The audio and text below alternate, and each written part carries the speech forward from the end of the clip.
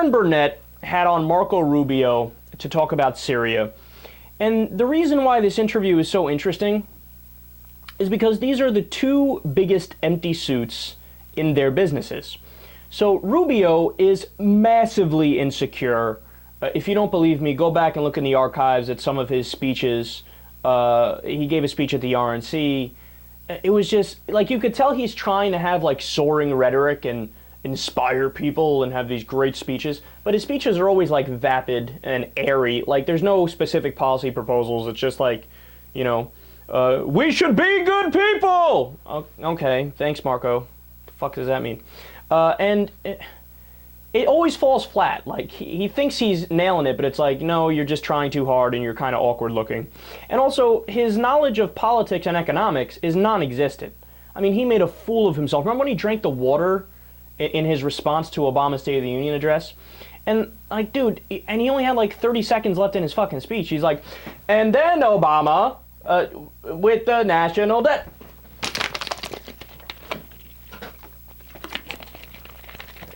Anyway, as I was saying, just stay parched for the extra 25 seconds, man. You're gonna look like a jackass. Well, he already looked like a jackass at that point in the speech anyway. He was sweating. Anyway, he tries to make up for his lack of understanding by looking the part of a politician. I mean, he looks exactly like the stereotypical politician. He always tries to talk in that standard politician voice and comb his hair exactly right and wear the right suits. And Erin Burnett is the same as him, but as a reporter or as a journalist. I mean, she asks the most idiotic questions that are never about substantive policy, but always about, well, how is this going to make President Obama look? Who gives a fuck how he looks? What's the substance of the policy? Well, what's going to be the perception or response to what Obama's doing here? Who gives a fuck about the perception? Talk to me about the policy. Is it good for the American people or is it not? Does it make sense or does it not? But that's not even considered. It's just always about emotionalism, and it's always about, well, how does this play out politically? Nobody gives a fuck politically. They care about, can they pay the bills? Are they going to have health care next year? All right, I'm going to get carried away a little bit here in a second, so let me calm down. But let's listen to, first, to Erin's question. Now, do you think this idea is the president's way of backing down from a strike? I mean, does this, look, I know you're not for a strike. Now, does the way this has been handled, you know, building up to these interviews and an address to the nation to justify a strike, and instead saying, I'm open to not striking, does this make the president look unsure or ambivalent or worse, weak? Is that not exactly what I told you? Well, does this make the president look weak? The Syrian government just gave up their chemical weapons. They just, literally, to the United Nations, they just, take our chemical weapons, please. Just don't attack us. Take our chemical weapons. We'll allow all the inspectors in to look at everything and take everything. We don't care. Take it, take it, take it. And so by President Obama getting exactly what the government supposedly wants, does that make them look weak? Could you imagine that question about Bush? You know, by Osama bin Laden turning himself in and Saddam Hussein stepping down because they're afraid of an attack, does that make George Bush look weak? No, it doesn't. It makes him look the opposite of weak. Look, I'm not even a fan of President Obama. I can go down a list of things that I completely disagree with him on, right? But this is just a drivel. What is this? How does she have a show? And her ratings, by the way, are piss poor. But CNN, see, they can't break free of their stupid neutrality model, where everybody needs to look like a stereotypical reporter and just give 50% credit to Democrats, 50% credit to Republicans, and that's it. What's missing in the equation is truth. All we care about is the truth. Now, they're not done yet.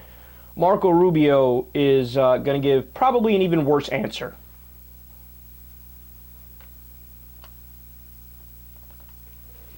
Well, look, again, I don't want to say anything that undermines the U.S.'s position. is the fact that for 2 years the administration has not made the case as to why Syria matters. And I'll confess there are people in my own party that have gone around for 2 years arguing that we shouldn't care about what's happening in Syria. We should care what's happening in Syria.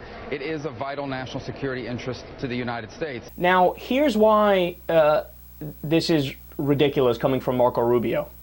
He voted no on even having a vote on Syria coming out of committee. He voted no.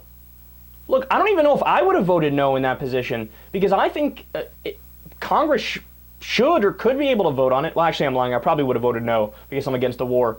But look, should Congress have its day and vote on it? Probably, right? And he voted no to even allow Congress to vote on it. So he's really against intervention. So what are you talking about, Marco? He's attacking the president. So, oh yeah, I always thought Syria was, a grave threat to national security interest, and President Obama, it's one of those things where even people in my party are against it, and I just don't understand them. You're against it. What are you talking about? You're against it. But Marco Rubio, he can't help himself. He's the typical politician.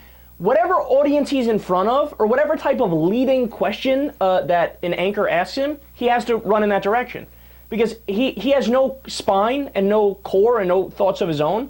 They just go, flows in the wind. If he's on Fox News and they're like, yeah, we're for attacking Syria, we want to do a full-scale invasion, he's like, ha-ha, I'll lead the way on that, that's what I'm talking about. But if he's in somebody else's company, oh, yeah, I don't know if you guys know this, I was one of the biggest anti-war activists back in Vietnam. Yeah, I was only like 4 years old, but I was there. I'm telling you, I've always been against war. I always say give peace a chance. Would you guys like to sing Kumbaya together? We'll hold hands. Dude, you're not kidding anybody. I don't know if, guys like Rubio and McCain did this in '08 as well. Like, do you not know that the internet exists? Do you not know that the press exists? We have your fucking comments where one day and by the way, he's flip-flopped on this 2 or 3 times now, where he was against it, and then he was for it, and then he was against it, and then he was for it. He just keeps flip-flopping all over the place. He doesn't know anything. And it's all about what is politically convenient to him. Look, man, I'm old school.